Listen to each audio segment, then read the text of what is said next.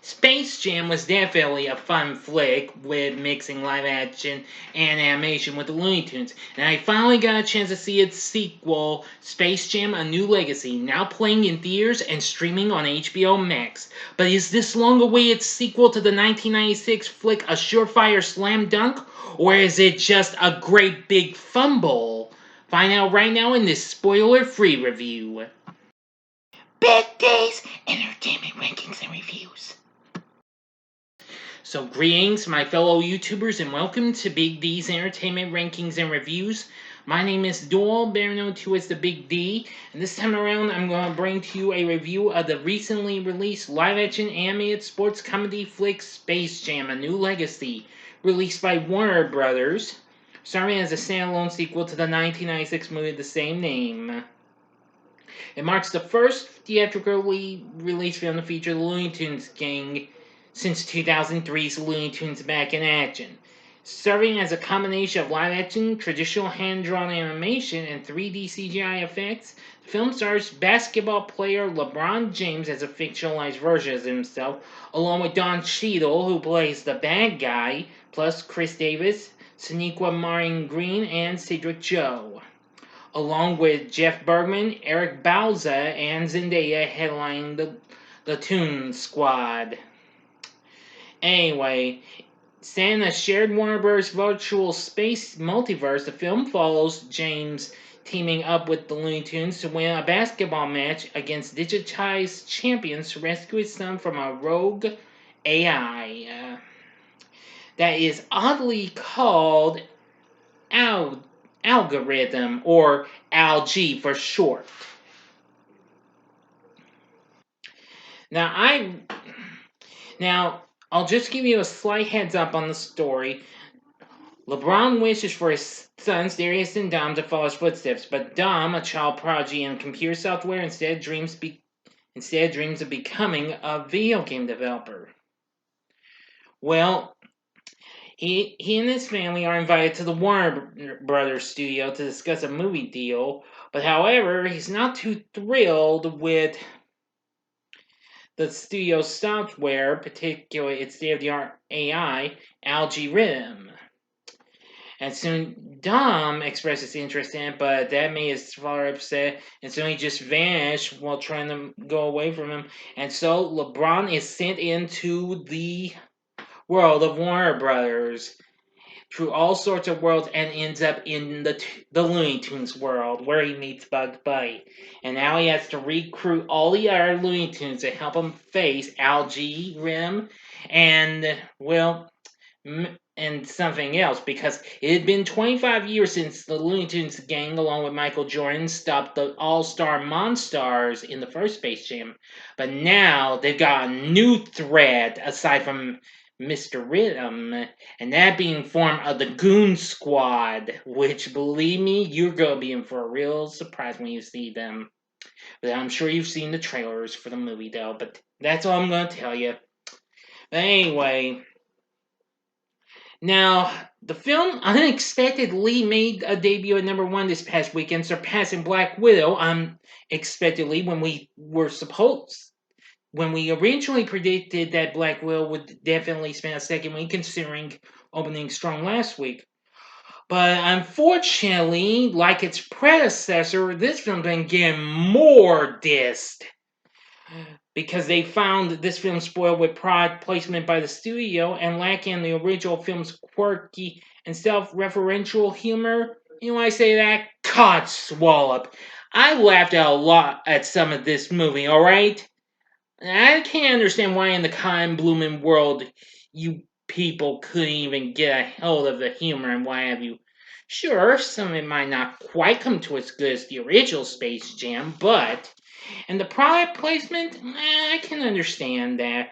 But however, some things did save this movie, including cameos from various things within the oddly titled Warner Bros. Serververse, which include the various Harry Potter characters, Game of Thrones, Mad Max, The Matrix, Casablanca, Wizard of Oz, plus cameos by King Kong, the Iron Giant, various DC Universe characters, Going from Pennywise from It to the Droogs from A Clockwork Orange. Wow. Let's see. Various Hanna-Barbera characters. And from the Flintstones to the Jetsons, Scooby-Doo. We even we even got Jabberjaw, Magilla Gorilla, and Igloo Gloop and Gleep from the Herculoids, which of course will be next week's Saturday morning TV log. Heck, we even have Frankenstein Jr. and his little friend Buzz Conroy, and Space Ghost, the Warner Brothers and Warner sister from Animaniacs.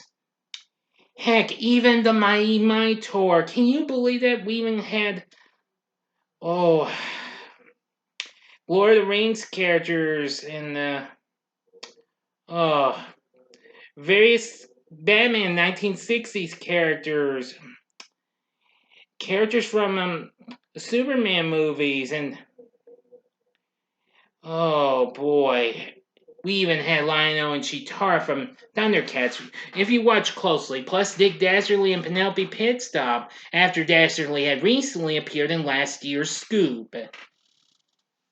But anyway, yeah, but I can understand why some product placement was a little. But I do have some downsides with the movie. First of all, I figure it might just use a tiny bit of minute trimming. This film's almost 2 hours, so it's a little bit more than. Uh, Give me a second, everyone. Um, oh yeah, it's 115 minutes, which that's nearly almost a half hour more than its predecessor. I figured this should have gotten trimmed down a little bit, but not a whole lot. Another thing is some of the music's okay. Now, the score from Chris Bowers was pretty good, but the music was a hit or miss and what have you. Yeah, so anyway, yeah, I didn't quite enjoy some of the tunes I heard. They weren't quite as memorable as what we heard in the first Space Jam, like "I Believe I Can Fly" and the theme song to the movie, and "For You I Will." But, but nevertheless, with fun-filled well, a little fun from the Looney Tunes gang, and I mean, I was kind of some of them when they were transformed into computerized version, the 3D CGI version, so they were factually good, but not quite as good as their traditional hand drawn selves. But they were all right and all. That's just a slight negative I have with this movie.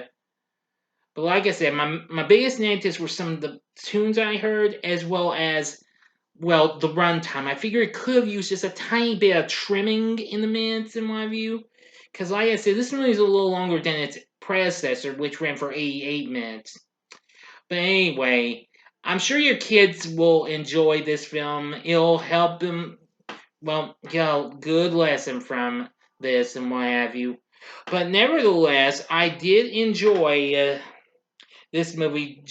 Not quite as much as its predecessor, but it came close to being a draw. So anyway, that's all I'm gonna tell you. Space Jam: A New Legacy. I'd say check it out. Don't mind what some critics say, and I know some y'all aren't too thrilled either. I haven't taken the time to see some of y'all's reviews. I will soon. I'm pretty sure some of y'all didn't feel comfortable with this, which I'm an understanding person like always. So you don't have to take my word for it. But I'd still say go see this anyway if you enjoy it or what have you. But hey, again, you don't have to take my word for it, alright? You be the judge, okay? So anyway, for my score for this, I'm gonna be giving Space Jam: A New Legacy 4.5 stars. On a scale of 1 to 10, I'm gonna give it a 9. Yeah, that would do it alright. So, no hard feelings to all you haters out there, alright? Please don't be mad at me, alright? I liked it. So, what are your thoughts on Space Jam: A New Legacy? You can tell me in the comment section below. If you like this video, click the like button below, subscribe to my channel, and be a part of the Big D Nation. And join me next time when I bring to you another spoiler-free review, and it'll be on the just now released Snake Eyes G.I. Joe Origins. That'll be coming up tomorrow night, but also next time. But the next video I will present will be a review of the underrated Euro Trip.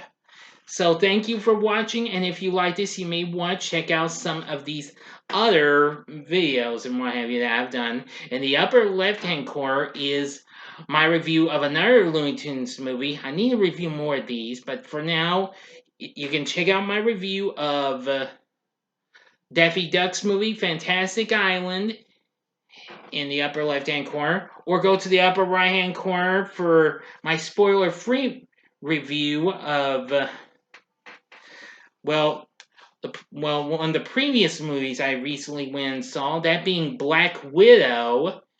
Or if you want some more Warner fun, you can go to the bottom left-hand corner and see my latest Saturday morning TV log on the all-new Super Friends Hour from 1977. The bottom right-hand corner is the button you can click to subscribe. If you like rankings and reviews on movies, TV, music, video games, etc., then I'm your guy. Thanks for watching. Until next time, I'm the Big D saying, see ya.